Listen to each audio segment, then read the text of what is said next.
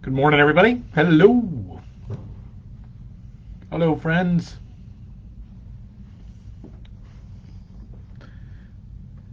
Good to see you, everyone.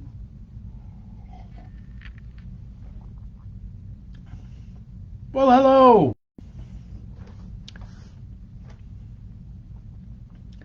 Good morning, good morning. Yesterday we had a beautiful sunny day. Today we are in rain. Such is spring in New England. Uh, though there's goodness in that, it will bring about um, the beauty of creation for sure. Hey, Karen, good morning to you. I hope you had a fantastic birthday. I hope it was really one for the books. I hope it was great. So that good morning, everybody.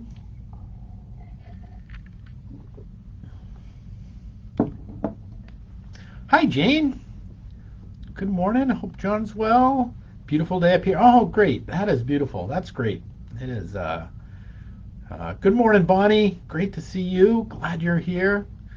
I'm glad you're back amongst us. It's been we missed you. So oh, good. I'm glad it was a good day. So that's great. So good morning, everyone. Glad to see folks coming by. I know you're standing here watching me drink coffee. I don't know how to handle this so well. I know, but I know there are a few more folks coming along the live stream. We'll give it a few more seconds, and then we'll come on by. It is this Wednesday of Passion Tide before we get into Holy Week. We are excitedly making preparations here for Palm Sunday. We've got all kinds of surprises in store, so should be a good and fun service. Hope you join us on Sunday, and we begin the journey of Holy Week next week. So good morning, everybody. It is this morning the 6th day of April. I forgot what month it was for a second. 6th day of April on this, the Wednesday in at 11:11, and I am glad that you're with us, and I'm glad that you're a part of this journey. Um, Today is actually National Tartan Day. If you didn't know there was such a thing, but that is so that for Scotsmen around the world, that they are called to display their tartan. My colleague, actually down the street, Jim Medley, the Episcopal priest, is actually wearing his tartan today. I'm very impressed and not just a little jealous. But he is, which is really the proper thing to do um, on this day. And it's about, and if you don't know, what tartan is, it's a kilt. It's what Scotsmen wear to declare what clan they're in. And so, and actually for many, many years, I really, historically, it's kind of actually tough to find out when kilts first became a thing, but they've been a thing for a very long time, particularly when in the Highlands. The lowlands of Scotland didn't always wear kilts, but the Highlanders, as far back as the 13th century, 12th century, they were wearing kilts at that point, and we don't know how much further back it went from there. But it was, and they were daily wear, that you wore these every day, and it was a part of the way that you identified yourself in the world, and that you were in the world, was by wearing your tartan, was by wearing your particular plaid colors of the clan of which you were a part. And woe betide you. Right, there are those who say it was actually the Roman influence. It's all kind of murky as you get back there, whether it's a colorful toga or whether it's any of that, but there's a sense of declaring who you are in this world when you walk into a room with a kilt in 2022. Like you're saying a lot about yourself, and not only to say that you have a little more confidence than the average bear, but you are. And this notion of this declaration of who we are in the world, who we authentically are in the world, is in many ways what this beginning of Passion Tide, what this beginning is, what this Holy Week journey that we're going to talk about next week is that we're looking at down the road. It's beginning to be like what it's about. Hear these words from Paul. This is from Romans 8:19, and I just let it's short, but let it sit on you for a second, because there's wisdom in here that I think that is deep. So to give it a chance. He says, "For the creation awaits in eager expectation for the children of God to be revealed." For the creation waits in eager expectation for the children of God to be revealed. We talked yesterday about this kind of this we're in Passion Tide now. We are in Holy Week next week, and then we'll be in Easter Tide after that. That there's this journey, this process that the ancient kind of the old church had a little more on board, rather than just like, oh, boom, you're in Lent, you're in Holy Week, good luck, have a nice time with Easter, wear something nice. That rather than just this kind of event that takes place, there is this unfolding of Jesus's life that takes place, and that creation waits for God to be unveiled in our midst.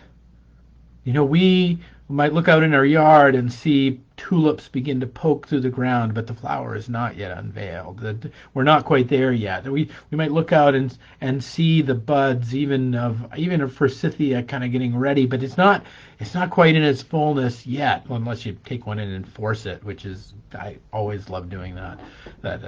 This portent of spring.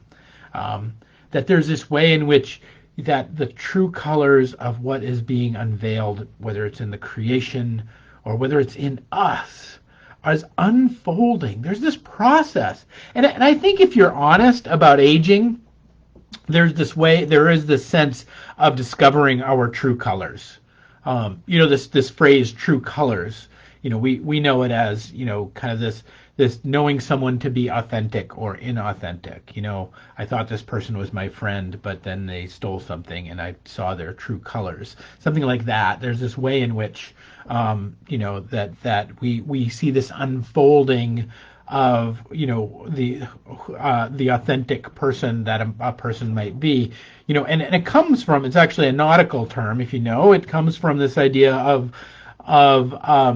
whether it's a pirate ship or whether other ships from other nations would fly false flags, where they might try to slip into a fleet or slip into or not alarm another vessel as they creeped up on them by flying, the sympathetic flag to theirs.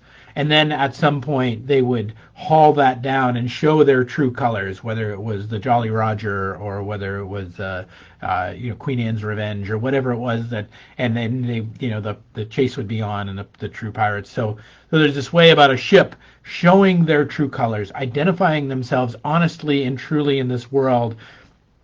This notion of the tartan being this expression on Tartan Day of who somebody authentically is in this world, what clan they belong to, and then you can look at them across a mile, and you can pick out the reds of a Stewart, or you can pick out the greens of a Stevenson. You can look out there and see them at work.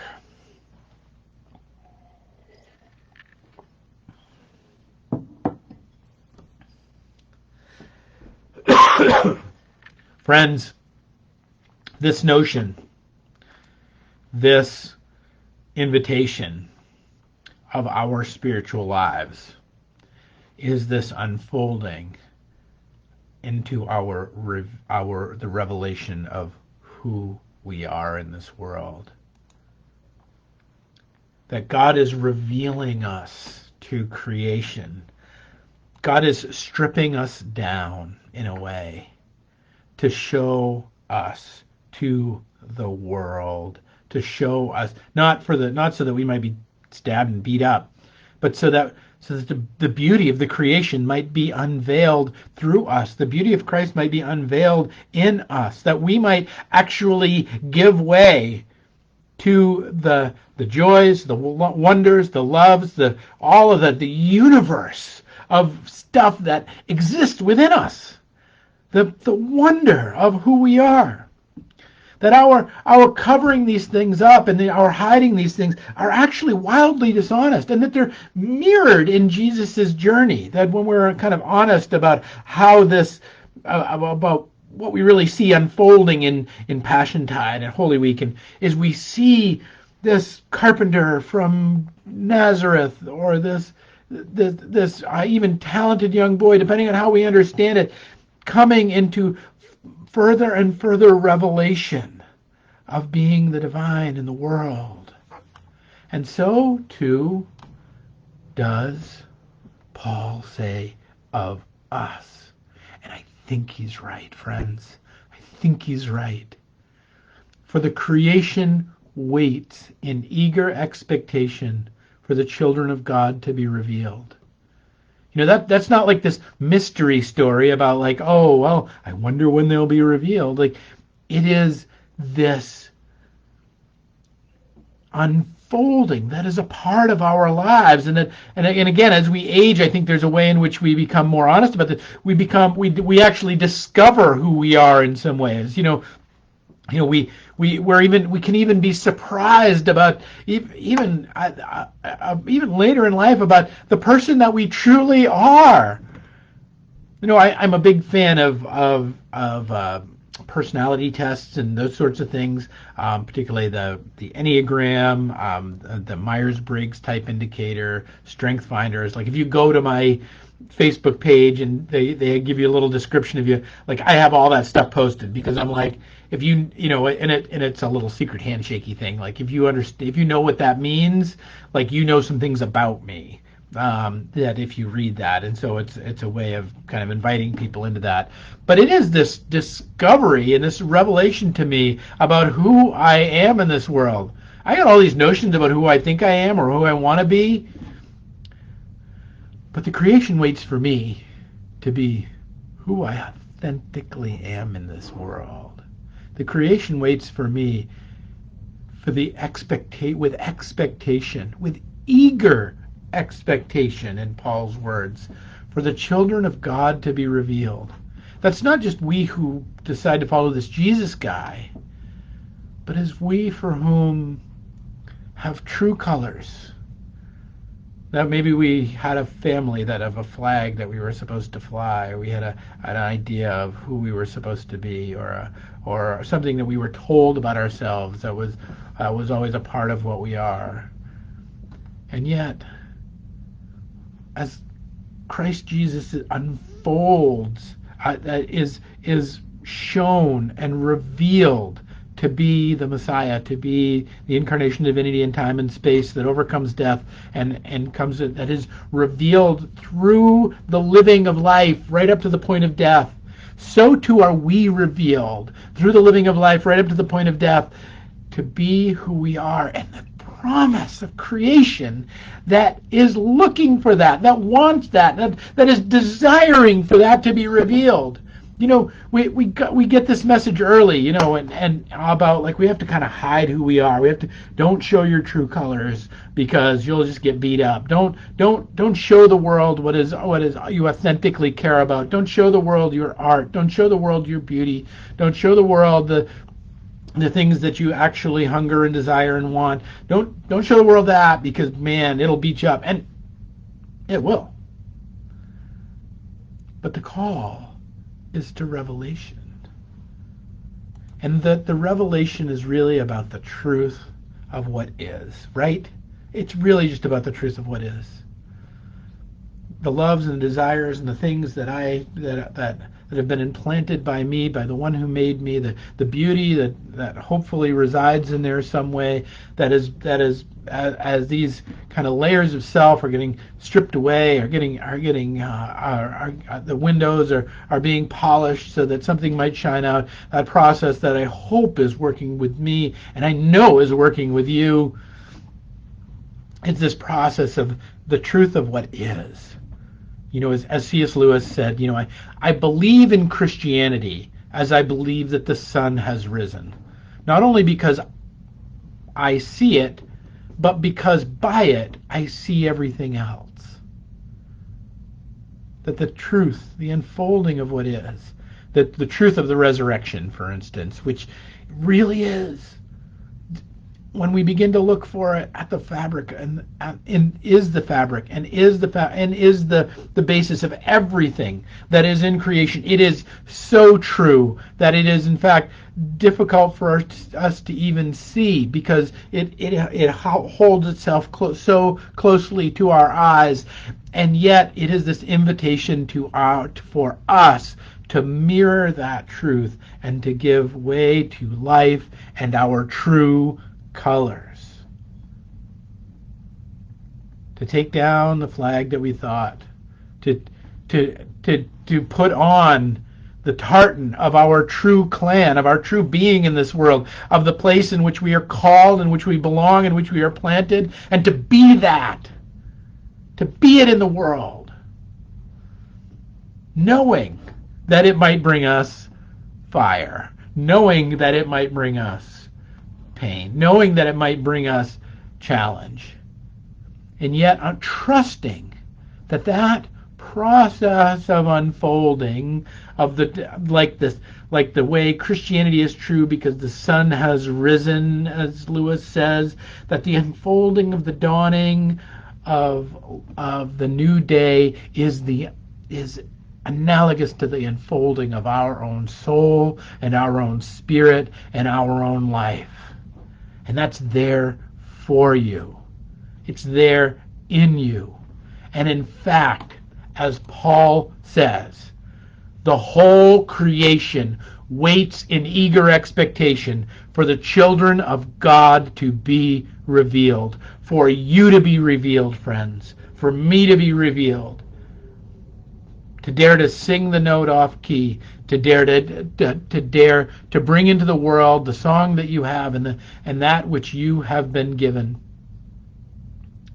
To dare, as Christ dared, to live into the reality of who he was in this world and who we are in this world is the very eager expectation of creation.